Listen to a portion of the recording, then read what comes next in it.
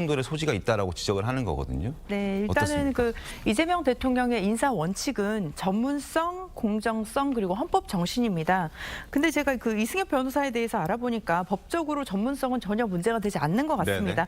20년 넘게 재판 경험이 있고 헌법 연구관을 또 지냈기 때문에 이런 경력에 있어서 문제가 될 것이 없는데 그럼에도 불구하고 뭐 이해 충돌이다, 뭐 보훈 인사다 이런 식으로 야당에서 공격을 하는 것은 그 사법 시스템을 좀 정쟁으로 삼는 것이 아닌가라는 생각이 듭니다. 특히 이해 충돌이라고 하면 공직자가 공적 임무를 수행하면서 뭐 자신의 이익이나 사적인 이익을 위해서 이렇게 사용을 하는 것임을 말하는데 지금 이승엽 변호사 같은 경우는 뭐 전문성에서도 문제가 없을 것이고요. 본인이 임명이 되었을 때는 공정성에서도 저는 의심할 여지가 없다고 봅니다. 그렇다면 오히려 저는 이재명 대통령을 변호했다는 이유만으로 공직에서 배제가 됐을 때 그것이 역차별이 아닌가라는 생각이 드는데요.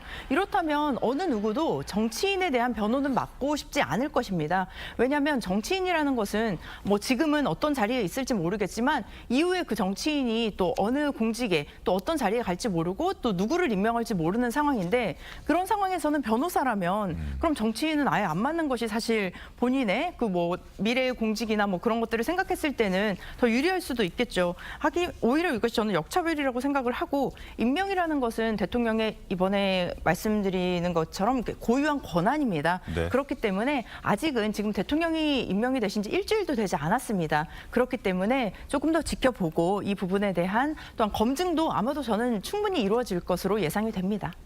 알겠습니다. 전혀 동의하기가 어렵죠. 아까 말씀하신 거에 대해서 전문성을 갖췄다. 지금 그걸 문제 삼는 게 아니잖아요. 예를 들어서 이완규, 함상훈 후보자도 전문성에 대해서는 누구도 흠잡을 데가 없었잖아요. 네. 하지만 누구인지가 중요했기 때문에 지명 철회하잖아요. 마은혁에 대해서도 논란이 있었던 거. 그 사람 판사 출신이니까 자격 요건이 뭐 된다 안 된다 이거보다 어떤 성향을 가졌다. 이런 것들에 대해서 문제가 있었는데 사실 변호인은 의뢰인하고 한 몸이 됩니다. 네. 그리고 그거에 의해서 자기가 무죄라고 주장해왔던 사건을 재판관이 돼가지고 갑자기 같은 사건인데 180도 뒤집는다? 이게 어렵기 때문에 아까 정은혜 의원님이 말씀하신 게 일반적으로 맞지만 이 구체적 사안에서 틀린 게 정치인의 사건을 했던 변호사 네. 그 사건 끝난 이후에는 해도 상관없죠. 안 끝났으니까 문제가 있다는 거잖아요.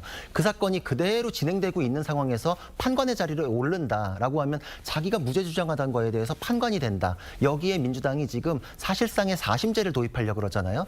사법부 위에 헌법재판소를 올리면 헌법재판소의 영향력은 그만큼 커집니다. 그거에 대해서 헌법 84조 뭐 재판이 중지되냐 네. 뭐 이런 거에 대해서 다 판단이 헌재로 올라갈 상황이면 이해 충돌이 발생을 하죠.